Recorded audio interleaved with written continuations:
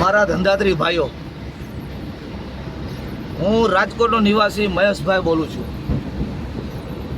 તમે જોઈ શકો છો આપણે વિરમગામથી માંડીને માલવણ સુધીની આ હાઈવે માથે કેટલી ટ્રાફિક જામ છે.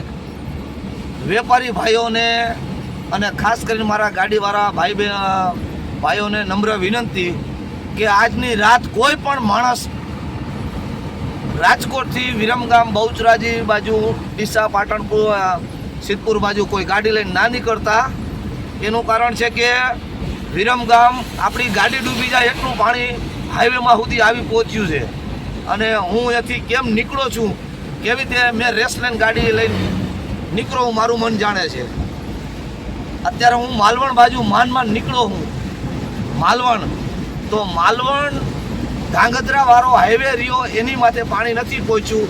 બાકી માલવણથી પાટડી, બજાણા એ બાજુ જવાની ભૂલ ન કરતા, કારણ કે પાણી બધે આવી ચડ્યું છે. અને ખોટો રેસ લેતા નહીં, ખોટો રેસ ના લેતા. એ મને ખબર છે કે આ વસ્તુ તમારે કાયમીના ફેરા માટે તમે આમ નહીં તો આમ નીકળશો, પણ હું તમને નમ્ર વિનંતી કરીને આજનો દિવસ તમે ન જાતા, કારણ કે હું ડુંગળી, લસણ આપણા રાજકોટથી વેચવા એ બાજુ આવું હું વિરમગામ ડિસ્ટ્રિક્ટ બાજુ, એટલે મને ખ્યાલ છે કે હું કેવી પોઝિશનમાંથી આવ્યો છું અત્યારે. તો તમને જણાવવાનું એ છે કે ભાઈ સાહેબ, તમે આજનો દિવસ 2 દિવસ આ વરસાદ ફૂલ છે ત્યાં સુધી તમે નિરાત રાખી જાજો, કોઈ જાતા નહીં.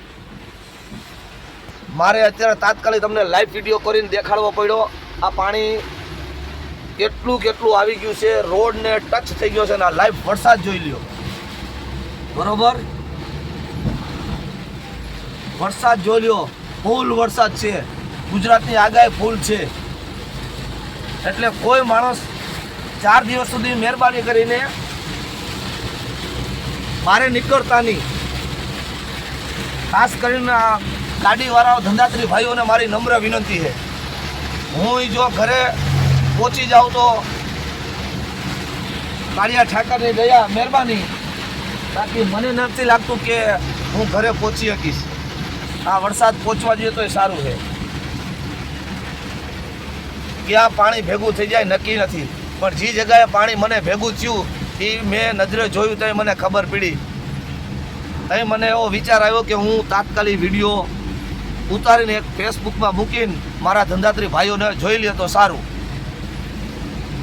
ખેતરોમાં પાણી છે, કેટલા પાણી, અને પાણી કોઈ ફૂટ નથી.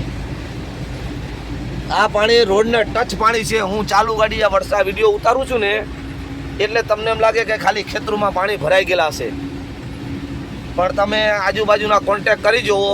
તમને તો કોન્ટેક નંબર હશે ગામડાઓના વેપારીઓના બધાયના. તો તમે નમ્ર વિનંતી, આ તાત્કાલિક આ બધે જાણ કરીને જ નીકળજો. એમ નામ કોઈ ઘરથી બહાર ના નીકળતા. બસ, જય માતાજી.